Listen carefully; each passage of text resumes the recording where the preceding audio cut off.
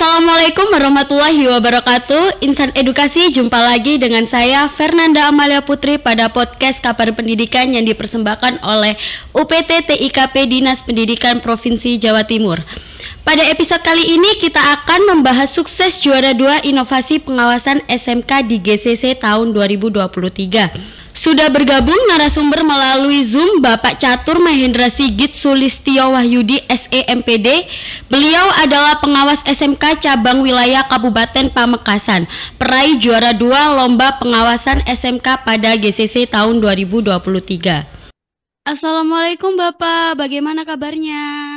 Assalamualaikum warahmatullahi wabarakatuh. Alhamdulillah hari ini baik-baik sesuai dengan jadwal yang ditentukan. Pak Catur siap untuk menjadi narasumber di podcast panjenengan. Oke, begitu. Alhamdulillah, terima kasih Bapak sudah mau bergabung pada podcast Kabar Pendidikan. Pada episode kali ini Bapak kita akan berbincang-bincang terkait prestasi yang Bapak raih di GCC tahun 2023. Langsung saja ya Bapak, izin bertanya nih Pak. Prestasi Lomba Inovasi Pengawas Sekolah pada GCC 2023 itu lombanya seperti apa ya Bapak? Boleh sedikit dijelaskan?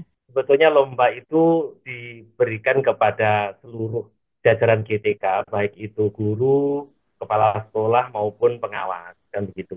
Karena kami pengawas, maka dituntut bagaimana untuk mengikuti GCC itu antara lain punya inovasi apa pengawas itu.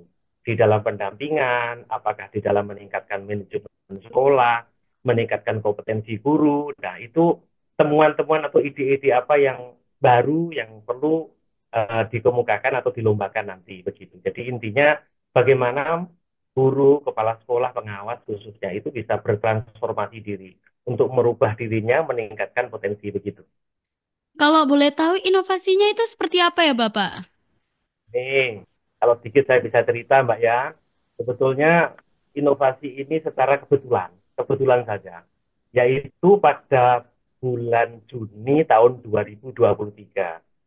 Pak Catur menghadiri pembukaan MPLS yang dibuka oleh gubernur kita, Bu Khofifah. Nah, waktu itu Bu Khofifah di dalam sambutannya itu ada satu hal yang sangat menggelitik. Dia bicara begini, untuk era sekarang, bahwa banyak sudah kita tinggalkan Google, terutama Google Search. Kita sudah masuk ke dalam dunia baru, yaitu Artificial Intelligence. Nah, disitulah saya, kata-kata itu sangat menggelitik. Apa ya AI itu?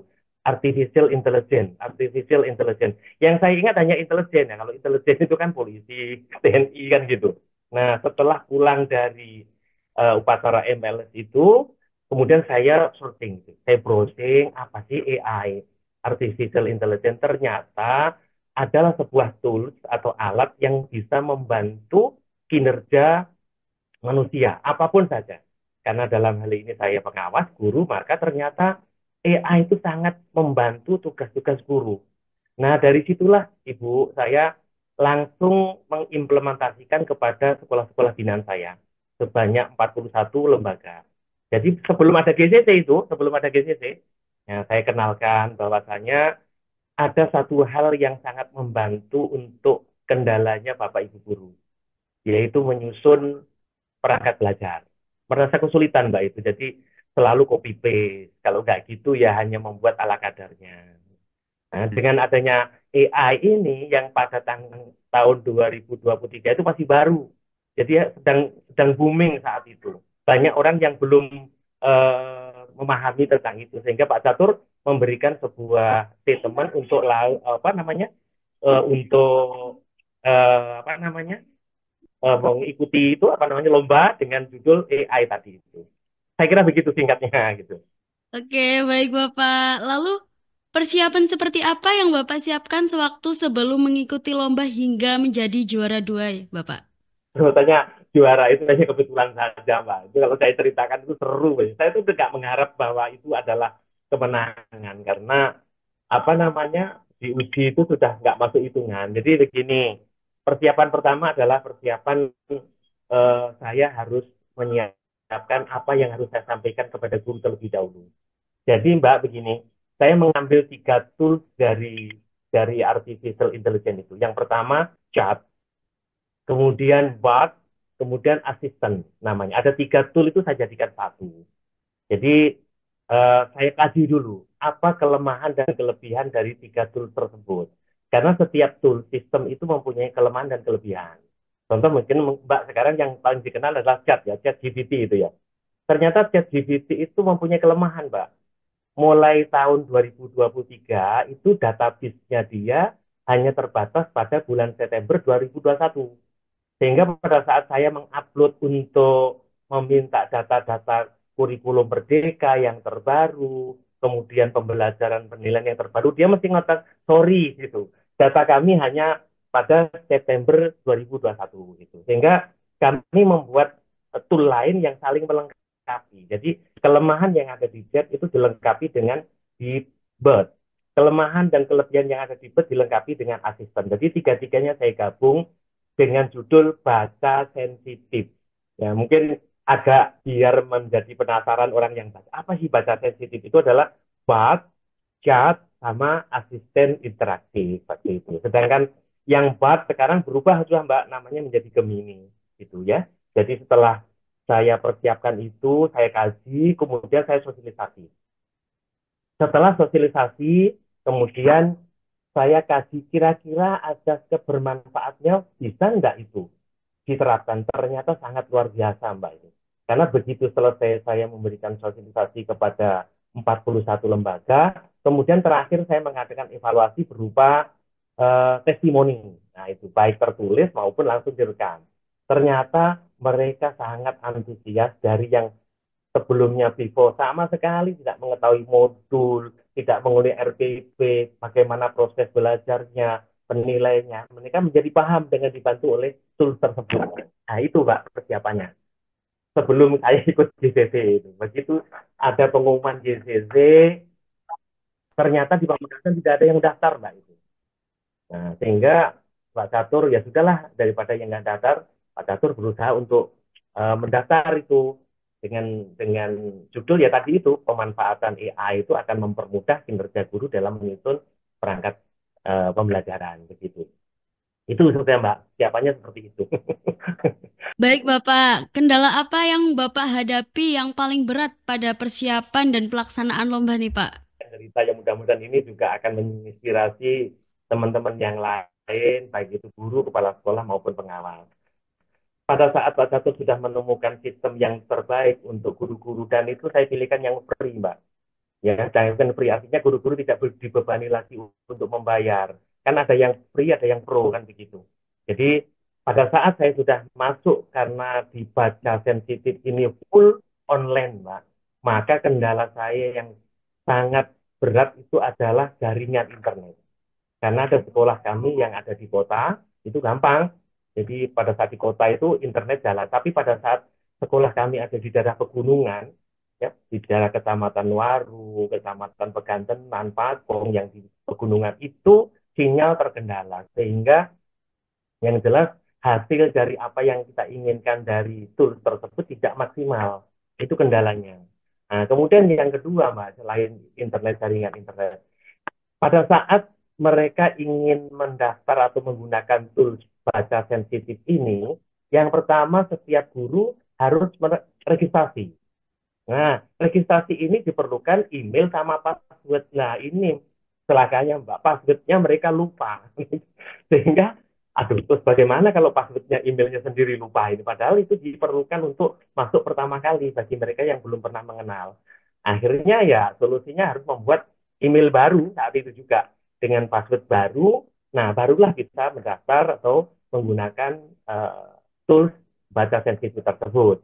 Nah, itu di apa namanya persiapannya. Kemudian setelah selesai Mbak, untuk mengupload berkas-berkas ini juga kendalanya sangat besar karena dibatasi oleh waktu dan apa namanya itu berkas-berkas yang diusulkan atau diupload itu banyak, Mbak. Yang pertama yaitu upload tentang makalahnya lengkap dari awal-awal sampai awal akhir. Kemudian yang kedua flowchart, bahkan flowchart. Bagaimana alur dari uh, ChatGPT, BART, dan alternatif sensitif tadi itu bisa digunakan sampai menghasilkan sesuatu perangkat pembelajaran. Apakah modul, RPP, materi, soal, kemudian analisis soal, dan seterusnya. Jadi saya dengan cepat untuk membuat itu. Saya menggunakan Canva waktu itu. Yang banyak juga yang belum mengenal, tapi alhamdulillah saya belajar otodidak dari tutorial itu. Kemudian setelah itu harus mengupload video tutorial selama 7 menit. Dari wal awal sampai wal akhir. Nah, itu harus 7 menit. Dari mulai opening, kemudian meaningnya, kemudian closingnya. Itu juga harus diupload. Kemudian harus mengupload eh, pada saat pelaksanaan sosialisasi video-videonya itu dari sekian banyak. Kemudian harus mengupload video testimoni dari apa hasil dari yang diberikan pengawas kepada guru, apakah banyak manfaatnya atau tidak. Jadi itulah Mbak kendala, tapi alhamdulillah semua kendala itu tersampaikan dan terlampaui begitu. Yang terakhir, kendala yang sangat berat pada saat dites, Mbak. Tiga profesor yang mengetes saya itu pertama saja sudah menjatuhkan mental pada saat saya memberikan masukan bahwa saya menggunakan tool dari Google yang disebut dengan baca sensitif, Bard, Chat, dan asisten. Beliau bertiga profesor itu tidak menginginkan, Mbak. Karena kan mungkin Mbaknya tahu juga ya, bahwa tool Chat, kemudian Gemini, ataupun itu sangat merisaukan bagi pihak dosen. Ya, jadi begitu diberi tugas, mahasiswa langsung membuat seperti itu. Jadi dari awal aja sudah nggak menyukai dia itu dengan ini. Karena dia di awal ngomong begini, kalau mahasiswa saya menggunakan AI itu langsung saya coret. Tapi kan bukan sederhana itu. Bagi Pak Catur, dengan adanya tool itu yang mempunyai bermanfaat sangat banyak kepada guru-guru, itu sudah inovasi bagi saya. Membuat modul, membuat apalagi tadi Mbak, proses pembelajaran, membuat penilaian dan seterusnya dengan gampang dan bisa mengontrol dengan baik begitu. Terus kemudian kendala yang terakhir di pelaksanaan itu antara saya presentasi seperti sekarang ini saya ditanya oleh Mbak, kemudian apa namanya paparan video tutorial yang 7 menit tadi harus pas waktu. Kalau nggak pas waktu itu dikurangi nilainya. Alhamdulillah Pak Catur, waktu tutorial saya apa namanya saya share, kemudian saya menjelaskan dari awal sampai akhir itu tepat waktunya. Kemudian baru tanya jawab ya. Tanya jawabnya tadi itu ada miskomunikasi. Pak Catur menginginkan guru itu inovasi untuk merancang modul, tapi Profesor Tiga itu mempunyai image bahwa dengan adanya CBT itu guru tinggal terima, lah itu yang terjadi miss. Kami tidak mau berdebat karena kalau berdebat katanya langsung di DC itu. Ya, jadi missnya di situ.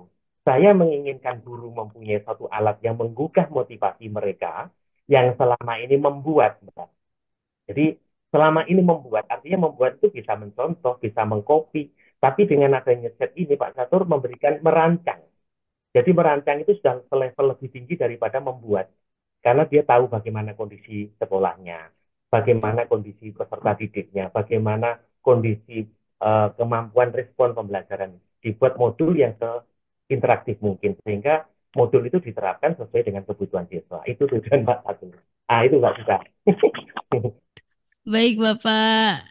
Untuk dukungan apa yang Bapak peroleh dari cabang dinas dan sekolahan dalam mengikuti lomba itu, Bapak? Pertama dukungan moral, Mbak.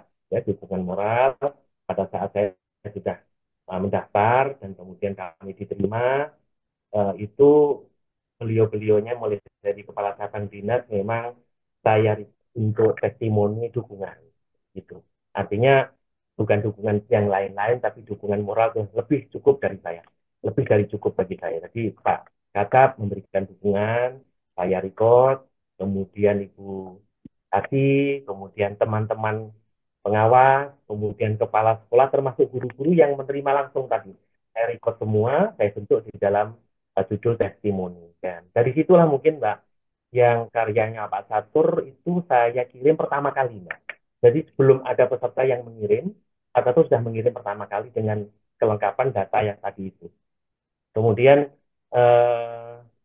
ya itu saja mungkin respon apa motivasi ya, motivasi itu yang sehingga membuat Pak Catur menjadi apa ya, menjadi semangat tinggi gitu. Hanya mudah semangat, nggak mudah semangat. Jadi kebetulan saja itu. Ya, jadi itu yang saya berikan kepada teman-teman dan pemirsa yang menyaksikan podcast hari ini. Begitu. Mungkin ada lagi Mbak itu. Baik Bapak, untuk pertanyaan yang terakhir Bapak, mungkin Bapak bisa menyampaikan pesan untuk teman-teman guru yang ingin berprestasi di GCC Bapak. Untuk pesan-pesan saya selaku pemenang untuk Lomba GCC tahun 2023, wabil khusus kepada pengawas, kepala sekolah, dan guru-guru, jangan berhenti untuk berkreasi. Karena inovasi adalah kunci keberhasilan seseorang untuk meraih sesuatu. Ya. Jikalau kita tidak punya inovasi atau standar-standar saja, terus apa nilai jual kita kepada masyarakat, khususnya di dalam hal pendidikan? Nilai apa yang kita berikan kepada guru-guru, kepada siswa, kepada kepala sekolah? Oleh sebab itu, ayo Bapak Ibu, jangan ragu untuk berinovasi, karena inovasi adalah satu syarat untuk kita berprestasi. Kemudian yang kedua, jangan malu untuk berkolaborasi dengan siapapun. Ya, seperti Pak Catur sendiri selalu berkolaborasi dengan guru-guru IT. Karena zaman sekarang sudah digital frame, semuanya menggunakan IT. Kalau kita tidak berkolaborasi dengan mereka, maka kita akan tergilas dengan zaman-zaman IT seperti sekarang. Yang berikutnya yaitu, Bapak Ibu, tolong keluar dari zona nyaman. Yang selama ini hanya normal-normal saja, standar-standar saja. Ayo Bapak Ibu, kita bertransformasi, kita mentransformasi diri kita berinovasi, harus lebih baik dari yang lain. Prinsipnya tadi, kalau kita sama dengan orang lain, terus apa nilai kita kepada orang lain? Apa nilai kita yang kita jual kepada orang lain? Yang terakhir, Bapak Ibu, sekali lagi harus berani untuk berbenah. Ya, jangan menyerah pada hal yang sudah ada, tetapi kita harus berinovasi untuk mencapai prestasi yang lebih tinggi. Ada 3 tagar yang saya berikan kepada kepala sekolah, pengawas, dan kepada guru-guru. Tagar yang pertama adalah jangan berkata tidak sebelum kita bertindak. Yang kedua, jangan bicara atau bilang tidak bisa sebelum kita mencoba.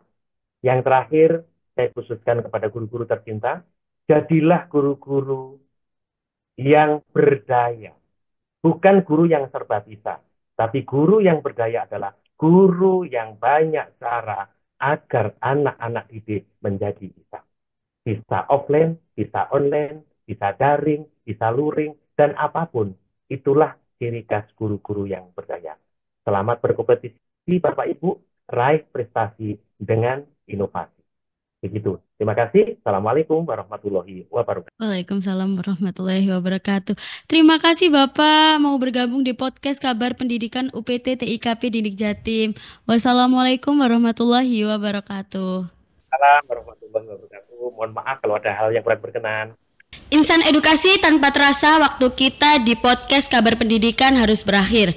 Berjumpa lagi di episode selanjutnya. Saya Fernanda Amalia Putri pamit undur diri. Jangan lupa like, komen, dan subscribe di channel UPT TIKP Didik Jatim. Wassalamualaikum warahmatullahi wabarakatuh. Salam Edutek, UPT TIKP terus maju dan inovatif.